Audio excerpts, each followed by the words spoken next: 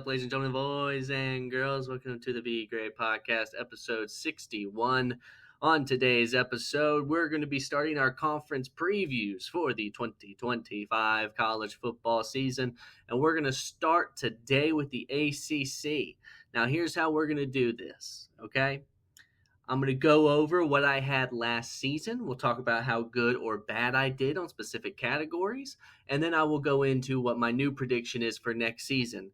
Keep in mind, it is only May 28th, okay?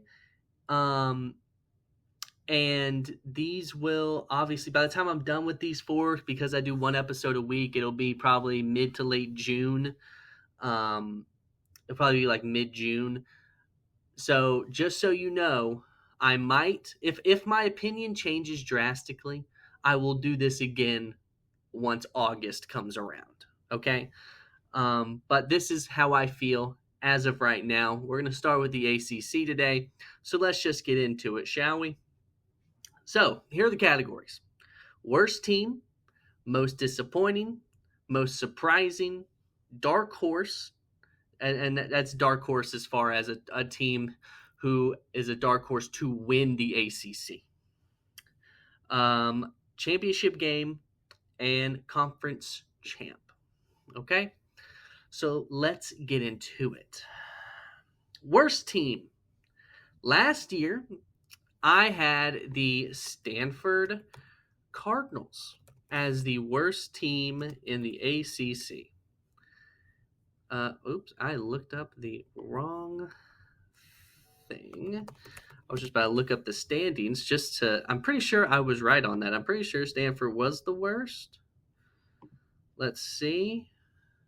Oh, that's right. Florida State existed. I totally forgot. So Stanford was technically second to worst. Florida State was the worst. I don't know why. Florida State, honestly, completely left my brain. They were so irrelevant. I accidentally hit my laptop there, but it's whatever.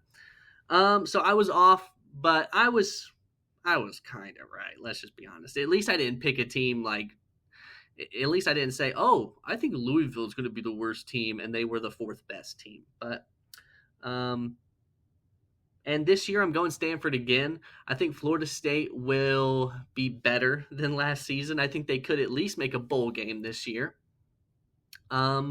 And that pretty much just leaves Stanford or Wake Forest as the contenders to be the worst team in the ACC, and I just think it's going to be Stanford. I think they have been absolutely tragic ever since Andrew Luck and Christian McCaffrey left them, and I think it's just going to continue. Most disappointing, last year I had Miami, and personally, I think that was, other than Florida State, obviously, I think Miami was the right answer. And you have to understand what disappointing means, okay? Just because a team like Miami ended third in the ACC, and so people will be like, "Oh, that how is that disappointing?" Well, let's just look back. Do we remember what everyone was saying about Miami before the season started? People were putting them. People were practically just penciling them in as the winner of the ACC. People were penciling them in to the playoff, top 4 seed with a bye. People were basically acting like it was certain. And I warned everybody, this is what you do with Mario Cristobal, with Miami, every single time, and every single time they get you. And it will not happen to me. And I avoided it. And I'm going to avoid it again because they're not going to make the playoff again. Because number one, they're not the best team in the ACC. That goes to Clemson. Number 2, SMU is still going to be good. Syracuse is only getting better. Louisville is only getting better. Georgia Tech is becoming more and more of a threat. And who knows what's going to happen with Bill Belichick at North Carolina. They could be terrible. They could be great. Who knows? So I do not think it's this foregone conclusion, just like last year. Just like this year. I am not convinced that Miami is it's a foregone conclusion with them. I'm not convinced. And I think they will be, once again, the most disappointing team in the ACC. Let's see. most surprising, last year I had Syracuse, and that was such a great call from yours truly. Such a great call because they finished fourth in the ACC, and I told everyone, look out.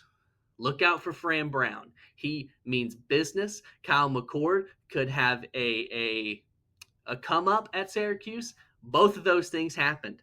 And I think they have the potential to win the ACC this year. Do I think they're better than Clemson? Absolutely not. I think Clemson is far and away the best team in the ACC. Okay? Far and away. I think they're so good. But could Syracuse catch them? Of course they could. Of course they could. Clemson, back when Clemson had Trevor Lawrence and Deshaun Watson, they would lose random games to teams they shouldn't all the time. All the time. And so I think Syracuse is a good pick for me as far as the dark horse to win the ACC. Obviously, I didn't pick SMU as my dark horse last season. That would have been the perfect pick. But I think Syracuse was still a good call from me. Championship game. See, now this is where it goes downhill. Okay? I did so well up until this point. Hold on.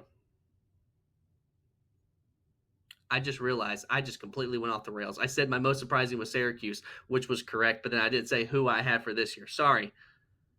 And also, they weren't my dark horse. I just kind of went totally off the rails. I started talking about Syracuse, and I got passionate because I love my boy Fran Brown. I apologize. Boston College is who I have this year, by the way, for my most surprising. Last season, they finished 7-6, 4-4 in conference, and I think they can continue to get better. They have Bill O'Brien they're north, up there, as their head coach. And I think they have a lot of potential. They brought in Lonergan from Alabama, and I think that team can be sneaky. Do I think they will win the ACC? No. If I thought that, I'd put them at dark horse. I have them at surprising. I think they are a team that could sneak their way into a top 7, top 6, maybe even top 5 in the ACC this year. My dark horse last year was way off. I picked NC State. They barely made a bowl game. Okay. That was a bad call out of your boy. I apologize. This year, my dark horse is Syracuse. I think Syracuse can win the ACC. I explained that, but I was explaining that with the totally wrong category. But, yes. Championship game, okay. As I said, this is where it goes downhill for me. And I fully acknowledge that, and I accept the embarrassment of it, okay? Unfortunately, I had Virginia Tech versus Florida State. Couldn't have been much worse than that prediction. Now, in fairness, no one predicted Florida State to have such a downfall. So, it is what it is. Virginia Tech wasn't bad last season, but they were 6-7, which is not ideal. Is not ideal. And people were high on Virginia Tech last season. People thought Florida State would still be good, and I shouldn't have bought it hook, line, and sinker, but boy, I did, and boy, was I wrong. And then my conference champ, I chose Florida State. So it was just when the team you pick as your conference champ ends up last in the conference, it's not great, not good, not a great feeling. But to be fair, no one predicted them to go 2-10. So it is what it is. But let's talk about this year. This year, championship game, I have Clemson versus Louisville. Now, I'm very confident in Clemson making it to that championship game. And I will say this, I'm at least confident that neither one of these teams will finish last in the entire conference. So there's at least that. I will avoid that embarrassment at least. But just and the reason I have Louisville here is because I was looking at their schedule. Take a look at their schedule. They start off the season immediately 3-0. Eastern Kentucky, James Madison, Bowling Green. That's 3-0 right off the bat. And last year they had an easy schedule, by the way. and they finished 9-4 last year. They were fifth in the ACC, and basically, let's see. And so then after they start 3-0, they go at Pitt, who isn't very good. They have Virginia at home, who didn't even make a bowl game last season. They have at Miami, which will be tough, but I believe they can win it. Miami always loses games they shouldn't. It's who they are. Then they have Boston College at home. I think Boston College can be a sneaky team, but they get them at home. They're at Virginia Tech, who I think is going to have a down year. They have Cal at home, so Cal's going to have to travel all the way across the country for this game, and Cal wasn't very good last season and lost a ton to the transfer portal. And then they have Clemson, but they get them at home, so they could win that game. Then they have at SMU, which we'll see how SMU looks this year. We'll see if last year was just a fluke, a one-off. We'll see. And then they get, obviously, Kentucky at home to end the season. That's a very light schedule. I mean, if I'm a Louisville fan, I'm personally not even really concerned until we get to October 17th at Miami. I'm not even really concerned about a loss until that point. So that's what I believe. I believe Clemson versus Louisville. And then my conference champ, I have Clemson. Everyone knows how I feel about Clemson. I think they're a top 5 team. I think they are national title contenders. And that's who I believe Clemson is. And so I feel very confident in these predictions. I think they will definitely go a lot better than last year, strictly because my championship game, my conference champ, even if Clemson doesn't win the ACC, it's going to be a lot more accurate than it was last year with the full Florida State thing. Okay, I can tell you, I can almost guarantee Clemson's not going 2-10. They will at least make a bowl game. Okay, but that is the ACC. And I feel confident. I feel confident. And you know what? Since I'm here, and we got through that pretty quickly, a lot quicker than I thought we would. Why don't I do another conference? I don't have all my conference previews ready, but I have 2 of them ready. And the other one I have ready is the SEC, which is my conference. You know what I'm saying? Let's talk about the SEC. Okay? I like to have the standings in front of me when I do this. So, worst team. Last year I had Vanderbilt, which Vanderbilt ended up surprising a lot of people with they were America's team with the legend Diego Pavia, who's returning. And because of that, I could not physically put them as the worst team in the SEC next season. I went with the team who actually finished worse in the SEC last season, which was Mississippi State. I went with them again. I think they will be better. I think they will be more competitive. I don't think they'll go 2-10. I could see them going 3-9, 4-8. But I think they are still far and away the worst team talent-wise in the SEC. So Mississippi State is my pick there. Most disappointing, last year I had Alabama, and I feel like that came to fruition. What does Alabama expect every year? To make the playoff, be a national title contender. They were none of those things last year. And I shouted it from the rooftops before the season started last year, and I was right. And they were I don't know if they were the most disappointing. They were up there, though. They were up there. Oklahoma was pretty disappointing. But Alabama, Ole Miss was pretty disappointing. But Alabama was up there as far as disappointment. And this year I didn't go Alabama. This year I went with a team who's being hyped up right now as, they could be a fringe top 10 team. They could make the playoff. They could be dangerous this year. And that's Florida. Now, just so everyone knows, I'm putting my neck out on the line saying this because I have Florida fans in my family, and I know my lovely mother, she's going to listen to this, and then I'm going to have to hear, when I see her this weekend, I'm going to have to hear about how I'm a Florida hater and all these things. No. I've said it once, I'll say it 1,000 times. I am not a Florida hater. I am a Florida realist. I see through the BS with Florida. 2 years ago, I didn't have a podcast, but my family members can attest that I said that Florida wasn't even going to make a bowl game 2 years ago. Anyone want to just replay what happened 2 years ago? Oh, that's right. They didn't make a bowl game. Now, to be fair, I said the same thing last season. And they made a bowl game, but I think, and they went 8-5. But here's my issue. People are just assuming now that because Florida ended the season strong last season, that just automatically means that they're just going to be a beast this season. They're just going, DJ Lagway, he's going to be, and I love DJ Lagway. DJ Lagway is going to be a top 5 quarterback in the country, maybe the best quarterback in the country. Okay, but here's my question. What about everything else? I think Florida's secondary is extremely weak. I think the weapons they have around DJ is fine. I don't think it's anything special. They got Sturdivant from UCLA. We'll see how he does. We'll see. But and the biggest issue, I have all these people saying they're fringe top 10, they're going to be in the playoff. Have you seen their schedule? Florida is not making the playoffs. Florida is winning maximum 9 games. Maximum.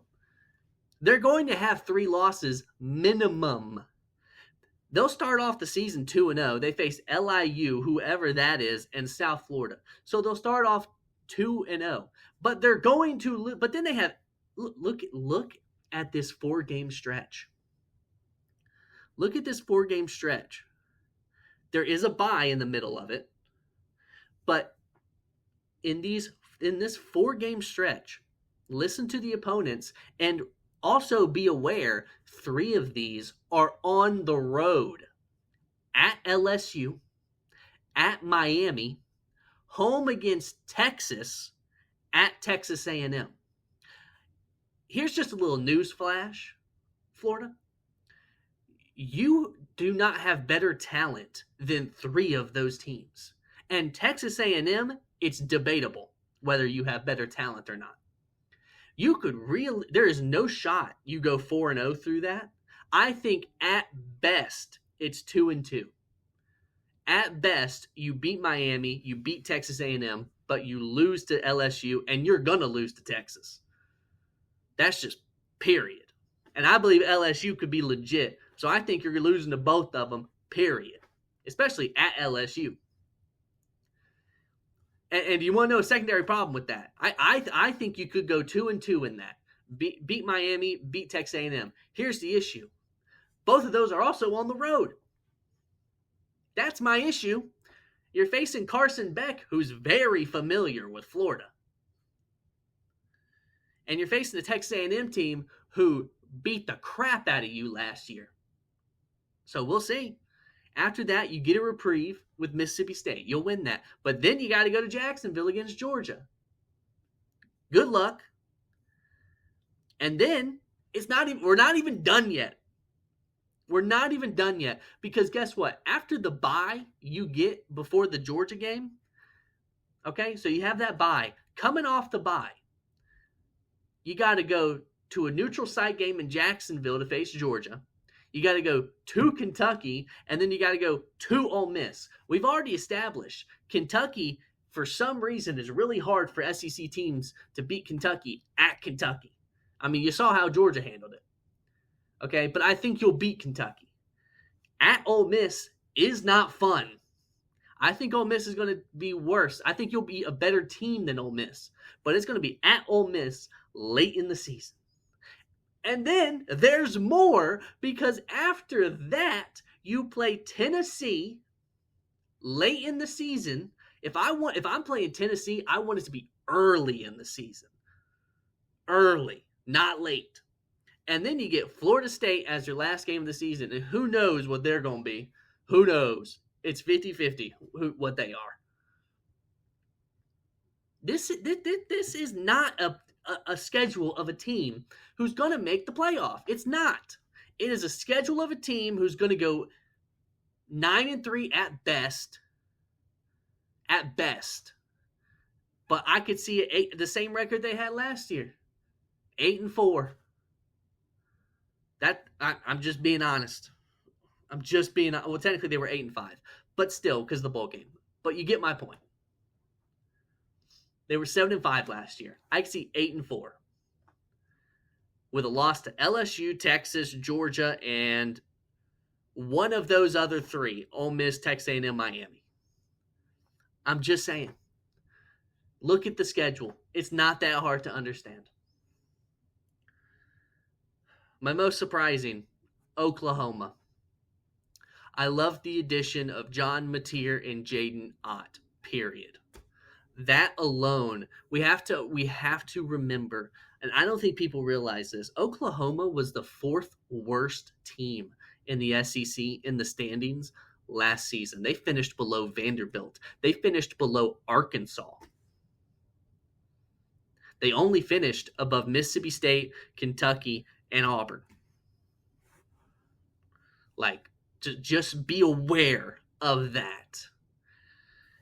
And they almost lost to Auburn last year, just by the way. I think Oklahoma can take a major step forward. I'm not saying that they are going to, be a national title contender. But I could see them win 8 games. But I could see them win 8 or 9 games. I could see that completely. And as a matter of fact, actually, you know what? We'll get to that next. Let me not say that. I could see it. And because this kind of goes together, dark horse, I had LSU last year. Why